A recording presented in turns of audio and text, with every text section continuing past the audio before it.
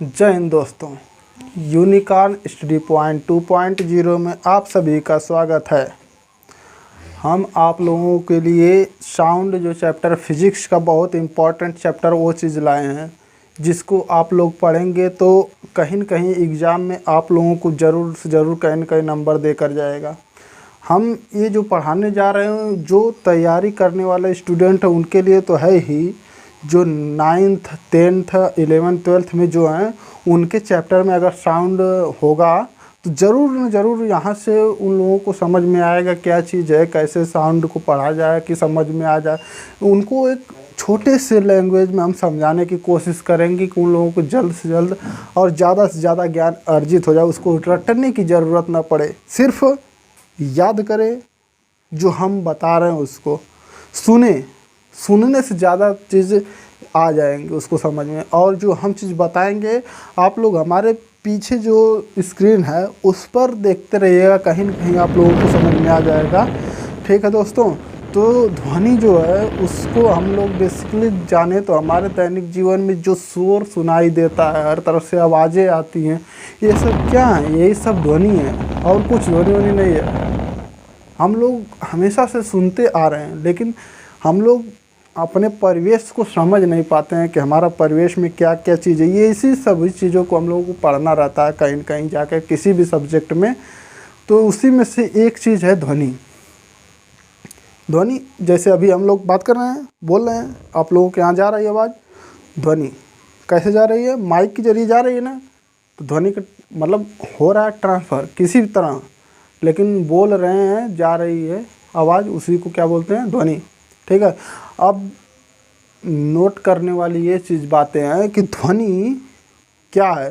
तो ध्वनि एक प्रकार की ऊर्जा है। सबसे पहले क्वेश्चन कभी कभी यही एक नंबर में पूछ देता है कि ध्वनि क्या है, तो ध्वनि एक प्रकार की ऊर्जा है। और फिर पूछता है ध्वनि को चलने के लिए किसी माध्यम की आवश्यकता होती है, तो हम लोग क्या बताएंगे उसको कि हाँ, ध्वनि को चलने के लिए किसी चीज़ के माध्यम या किसी माध्यम की आवश्यकता होती है। माध्यम हमारा कुछ भी हो सकता है संचरण करने के लिए, चाहे वो ठोस हो, द्रव हो या गैस हो। बेसिकली हम उस लोगों को बाद में डिवाइड करेंगे कि वो किस में ज़्यादा तेज़ी से गमन करेगा, किस में कम गमन करेगा, और इस पर प्रेशर का क्या प्रभाव पड़ेगा, घनत्व क्या प्रभाव पड़ेगा, और ताप का क्या प्रभाव पड़ेगा। ये सब हम लोग बाद में पढ़ेंगे। पहले हम लोग उसके बेसिक चीज़ें पढ़ लेते हैं, कुछ कि ध्वनि तरंग क्या है, कैसे चलती है, इसको देख लेते हैं।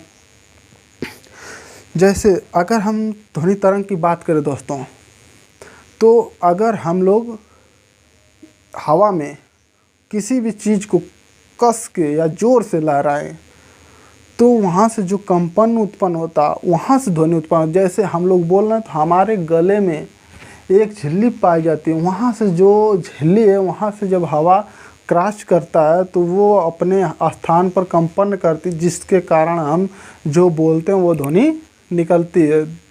तो इसी तरह वो तो बायो का चैप्टर भाई अगर उसको पढ़ना रहेगा तो बाद में उसको एक टॉपिक में बता देंगे कि हमारे गले में कौन सी झिल्ली है, कहाँ से कैसे ध्वनि निकलती है, ये चीज़ बाद में बता देंगे। अभी साउंड का चैप्टर चल रहा है तो इसके बारे में हम बता रहे हैं। ठीक है दोस्तों, तो हम लोगों ने यहाँ तक देखा कि ध्वनि एक प्रकार की ऊर्जा है, इसको चलने के लिए किसी माध्यम की आवश्यकता होती है। अगर हम बात करें तो हम कभी पूछता क्या अंतरिक्ष में, हम सब दैनिक जीवन में क्वेश्चन पूछने वाले चीज़ें हैं कि क्या हम अंतरिक्ष में बातें कर सकते हैं, तो इसका आंसर होगा नहीं, क्योंकि अंतरिक्ष में बातें करने के लिए माध्यम की आवश्यकता होगी। हमारे पास वहाँ पर कोई माध्यम नहीं है जिसके ज़रिए हम कोई बात नहीं कर सकते। वहाँ पर जो अंतरिक्ष यात्री जाते हैं वो अपना यंत्र लेकर जाते हैं बात करने के लिए, चाहे वाकी टाकी हो चाहे कोई और दूसरा यंत्र हो। लेकिन ऐसे हम कह सकते कि निर्वात में बात कर सकते हैं, तो इसका कभी भी आंसर नहीं, मतलब हाँ नहीं होगा, क्योंकि हम निर्वात में बात नहीं कर सकते हैं। ठीक है दोस्तों, अब देखिए ध्वनि, अगर हम बात करें ध्वनि कैसी तरंग है तो क्या है, अनुप्रस्थ है कि अनुदैर्ध्य है। अगर हम बता रहे हैं अनुप्रस्थ अनुदैर्ध्य तो थोड़ा सा इसके बारे में बता देते, फिर बता रहे हैं कि पीछे आएंगे। फिर अनुप्रस्थ अनुदैर्ध्य, ये क्वेश्चन में एग्जाम बार बार फंसाता है कि प्रकाश और ध्वनि के लेकर हमेशा क्वेश्चन विवाद में बना रहता है कि स्टूडेंट यहाँ पर कंफ्यूज हो जाते हैं कि कौन सी तरंगे अनुप्रस्थ हैं, कौन सी तरंगे अनुदैर्ध्य है।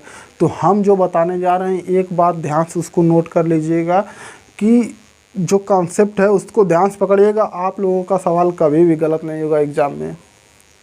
सबसे पहले प्रकाश, प्रकाश में जो प्र आ रहा है, ठीक उसी तरह देखिए अनुप्रस्थ, प्रस्थ उसमें भी आ रहा है, अनुप्रकाश में प्र आ रहा है। अगर इन दोनों का हम लोग कंबाइन करेंगे तो दोनों में सेम टू सेम मिल रहा है थोड़ा बहुत। इससे हम लोग पकड़ सकते हैं कि प्रकाश की तरंगे जो हैं वो अनुप्रस्थ हैं और जो ध्वनि तरंगे हैं वो अनुदैर्ध्य हैं। अब थोड़ा सा बता दे रहे हैं कि अनुप्रस्थ अनुदैर्ध्य कैसे चलती है। जो अनुप्रस्थ तरंगे होती हैं, हम लोग अपने जीवन में देखे होंगे कभी, कोई भी तालाब हो, पोखरी हो या समुद्र हो, कहीं भी जाकर देखेंगे जो लहरें बनती हैं। समुद्र में तो ऑटोमेटिक मतलब हवा के माध्यम से लहरें बन जाती हैं, लेकिन जो ये पोखरी और तालाब होते हैं, ये छोटे छोटे गड्ढे नाले वाले जो होते हैं, इन सब में हवा का इतना प्रेशर नहीं होता है कि वो जल के स्तर को उठाए और बैठाए, जैसे कोई अथवा विक्षोभ उत्पन्न कर रहे, ऐसा कोई उसमें वो प्रेशर नहीं बन पाता है। लेकिन जब हम कभी ऐसे भैंस वैंस चराने जाते हैं तो लोग नहीं पोखरे तालाब या किनारे बैठकर उसमें कंकड़ लेकर मारते हैं, तो ध्यान से जब देखते हैं। लेकिन जब हम लोग जैसे छोटे छोटे होते हैं, समझ नहीं पाते हैं, बस हम लोग देखते हैं पानी ऊपर जा रहा नीचे आ रहा है, ऊपर जा रहा नीचे, उसी में नाव बनाकर छोड़ देते हैं, वो भी जाता है ऊपर नीचे, नीचे आता है ऊपर जाता है। ऐसे हम लोग समझ सकते हैं कि जब हम लोग कंकड़ या पत्थर को पानी में फेंकते हैं तो जल का स्तर ऊपर जाता है एक बार, फिर नीचे आता है, ऊपर जाता है नीचे आता है, जैसे सांप चलता है उसी तरह ठीक बनेगा। इसे कहते हैं अनुप्रस्थ। और यह एक श्रृंग और एक गर्त, एक श्रृंग और गर्त का निर्माण करता है। ठीक है दोस्तों। फिर उसके बाद हम ये चीज़ देखें समुद्र में, तो समुद्र अपने लहरों के माध्यम से ऐसे श्रृंग और गर्त का निर्माण करती है। और इस तरह देखें, जैसे एक रस्सी को ले लें, जिम्नास्टिक, जिम जो करते, जो व्यक्ति जिम करते हैं, या फिर कभी हम लोग बड़ी बड़ी रस्सी को लेकर ऐसे ज़ोर से हिलाते हैं ऊपर नीचे, तो ऐसे सांप निया वो ऊपर नीचे जाता रहता है। इस तरह भी हम कह सकते हैं कि वो अनुप्रस्थ तरंग का उदाहरण है। लेकिन जो ध्वनि तरंग है, जो अनुदैर्ध्य तरंग है, उसको वो जलता है कैसे? जो अनुप्रस्थ है वो तो लंबवत चलता था, दिशा के लंबवत चलता था ऐसे, लेकिन अनुदैर्ध्य जो है वो समांतर चलेगा, जैसे हम कुछ बोलेंगे तो चलेगा। और मेरे दोस्तों इस बात को ध्यान रखिए कि हम जो बोलते हैं वो डायरेक्ट ऐसे नहीं पहुंच जाता है दूसरे के कानों तक। जो हमारे आसपास के कण हैं वो उस पर फोर्स डालते हैं और वो कंपन करते हैं। जब ये कंपन करते हैं तो अगले वाले जैसे हमने इसको कंपन कराया तो ऐसे कंपन किया, जब ये कंपन किया तो अपने अगले वाले जो कण है इसको अपनी ऊर्जा को ट्रांसफ़र किया।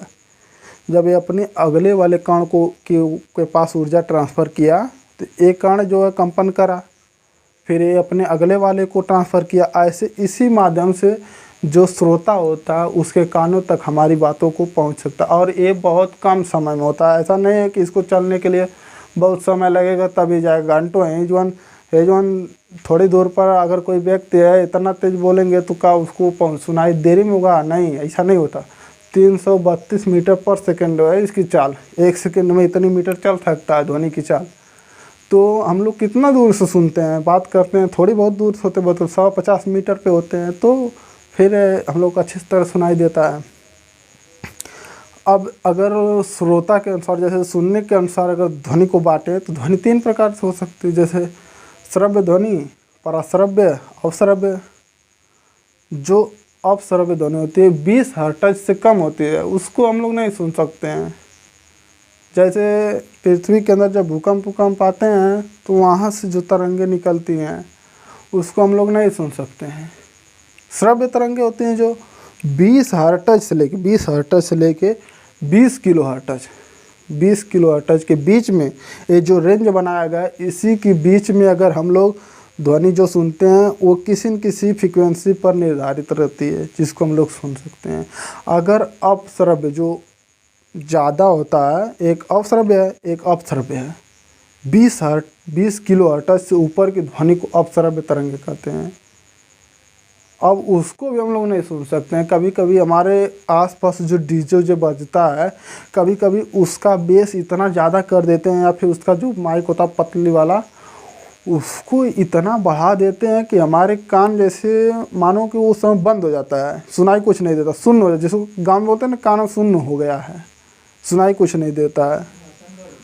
तो इस भाषा में, इस गांव की भाषा में हम लोग समझ सकते हैं कि अगर ज़्यादा वॉल्यूम होगा, 20 किलो हर्ट्ज से अधिक हो गया, तो भी हम लोग ध्वनि को नहीं सुन सकते हैं।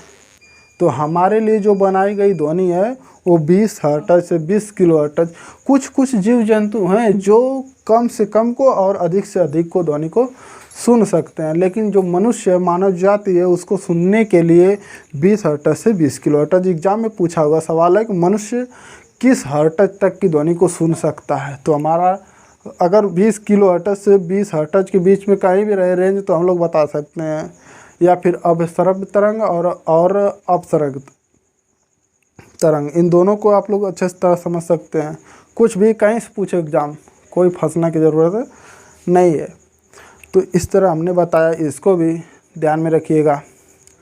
अब अगर आगे बढ़ें तो हम लोग देखते हैं फ्रीक्वेंसी, उसके बाद देखते हैं आयाम, उसके बाद देखते हैं तरंगदैर्घ्य, इसके बाद देखते हैं प्रतिध्वनि, इसके बाद देखते हैं अनुरणन, इसके बाद देखते हैं। तो ऐसे कई तरह की इसकी क्वालिटी है, गुण है। गुणता तारतम्य तो क्या होता है, जैसे कभी एग्जाम में पूछ देता है कि औरत जो होते हैं उनकी ध्वनि पतली क्यों होती है, तो किस कारण होती है, तो इसका आंसर होता है तारतम्य के कारण होता है, जिनके कारण उनकी ध्वनि जो है पतली सुनाई देती है जी। और हम लोग तारा तो थोड़ा अधिक होता है तो ध्वनि मोटी सुनाई देती है, थोड़ा हैवी टाइप जो शेर दहाड़ता है उसी तरह। तो हम लोगों की ध्वनि ऐसे निकलती है, बहुत मोटी निकलती है। और देखिए, हमने फ्रीक्वेंसी बताया। फ्रीक्वेंसी होता क्या है कि 1 सेकंड में जो ये फ्रीक्वेंसी बनती है, 1 सेकंड में जितनी बार कंपन करेगा उसे फ्रीक्वेंसी कहेंगे। जितनी बार फ्रीक्वेंसी कंपन करेगा उसे फ्रीक्वेंसी कहेंगे। आवर्तकाल किसे कहेंगे? अगर कोई चीज़ है, अगर जैसे देखिए अनुप्रस्थ तरंगे ऊपर नीचे चल रही थी, एक रिंग और एक गर्त का निर्माण कर रही थी,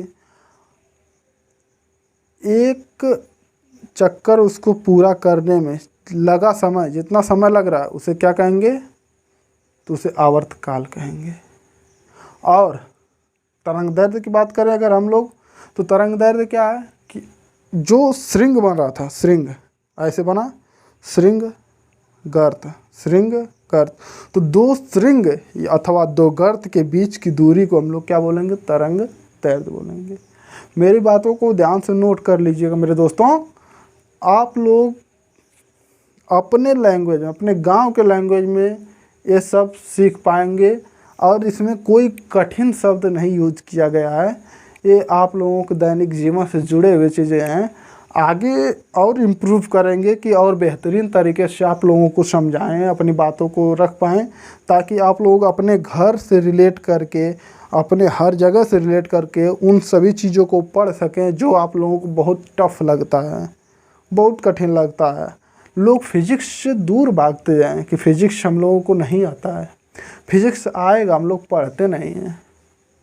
अगर पढ़ें तो कोई ज़्यादा कठिन नहीं है कोई भी चीज़। हम लोगों को क्या है, पहले हम लोगों को भी डर लगता था कि बायोलॉजी है, इतना बड़ा बड़ा नाम होगा, कैसे याद होगा, लेकिन सब कुछ आसान है, बस आप लोगों को करने की ज़रूरत है।